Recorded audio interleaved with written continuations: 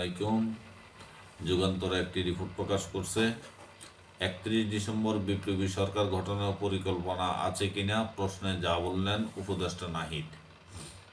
খবরে বলা হয়, তথ্য সম্প্রচার উপদেষ্টা নাহিদ ইসলাম বলেছেন, আমরা যারা এই অভ্যুত্থানে অংশগ্রহণ করছি তাদের পক্ষ থেকে জুলাই ঘোষণাপত্র আসবে।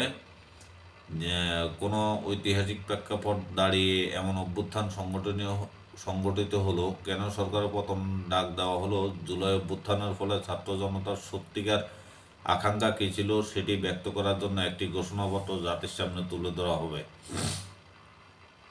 সেক্ষেত্রে কোনো বিপ্লবী সরকার গঠনের পরিকল্পনা আছে কিনা সাংবাদিকদের এমন প্রশ্নে নাহিদ বলেন, সেজন্য আপনাদের অপেক্ষা করতে হবে 31 ডিসেম্বর পর্যন্ত।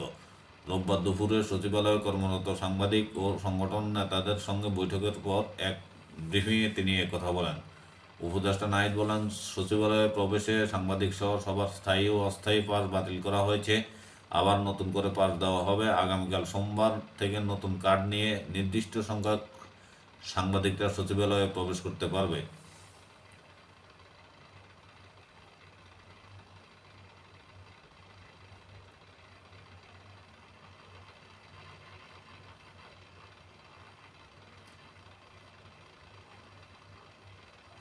স্বরাষ্ট্র ও তথ্য মন্ত্রণালয় বিষয়টি নিয়ে কাজ করবে। উল্লেখ্য, আগামী মঙ্গলবার 31 ডিসেম্বর কেন্দ্রীয় শহীদ মিনারে জুলাই বিপ্লবের ঘোষণাপত্র প্রকাশ করা হবে বলে আজ এক সংবাদ সম্মেলনে জানিয়েছে বৈষম্য বিরোধী ছাত্র আন্দোলন। শনিবার এ বিষয়ে সামাজিক মাধ্যমে স্ট্যাটাস দেন প্ল্যাটফর্মটির অন্যতম সমন্বয়ক সার্জিস আলম, হাসনাত আবদুল্লাহ, উপদেষ্টা আসিফ মাহমুদ ও জাতীয় নাগরিক কমিটির আহ্বায়ক নাসির উদ্দিন পাটোয়ারি। যা নিয়ে সৃষ্টি হয় তুমুল আলোচনা। বৈষম্য বিরোধী দের বেশিরভাগ তাদের ফেসবুক পোস্টে লেখেন, আগামী 31 ডিসেম্বর বিকাল 3টায় শহীদ মিনার এখনই সময় বাংলাদেশের জন্য। জাতীয় নাগরিক কমিটির ভেরিফাইড ফেসবুক পেজে একটি পোস্টে 31শে জুলাই বিপ্লবের ঘোষণাপত্রের কথা উল্লেখ রয়েছে।